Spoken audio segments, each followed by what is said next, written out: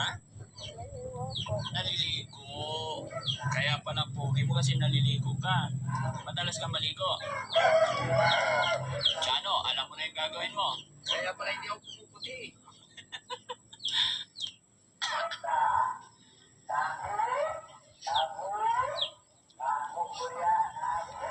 Chano, alam mo na yung gagawin mo para pumugi ka. Kailangan maligo. Tignan mo si Chano, oh. Pogi ba? Hindi.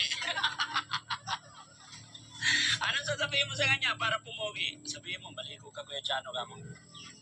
Dali. Pati si Kuya. Kuya, dito ka po. Ay, bumili ng Pampers. Magaling na si Kuya, no? Matured na yung isip niya. Ano sabihin mo kay Kuya Chano? Sabihin mo para pumugi din siya, maligo ka. Sige, sabihin mo, dali. Kuya Chano, kamo. Maligo ka rin lang. Ha? Kaya pala hindi pupugi mga kawawa. Sabihin natin sa nanay mo, ha? Papaalam ko naman sa nanay tatay mo. Tuwing bakasyon ka dito. Kaya lang malayo, no? Mga 5 taon bago ka magbakasyon.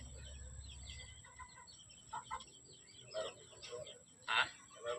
Kalaro ng bandong mo. Kasing laki ni bandong.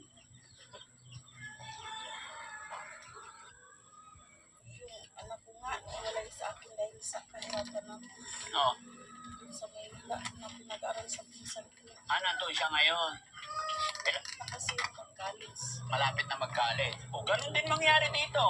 Pagkatapos niya mag-college, balik ko siya rito. Po, daddy. Pumatitag na siya eh. Wala ka na magagawa na eh.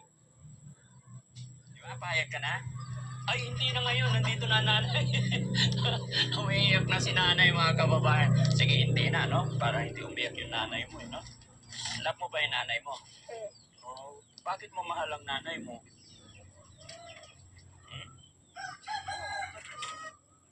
Ito. Ha?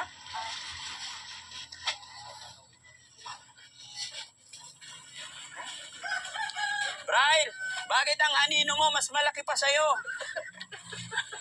Ha? Ano nangyari?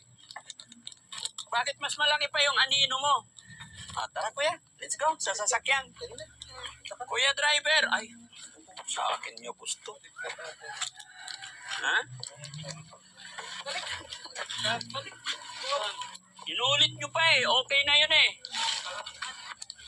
Saan sila? Dito?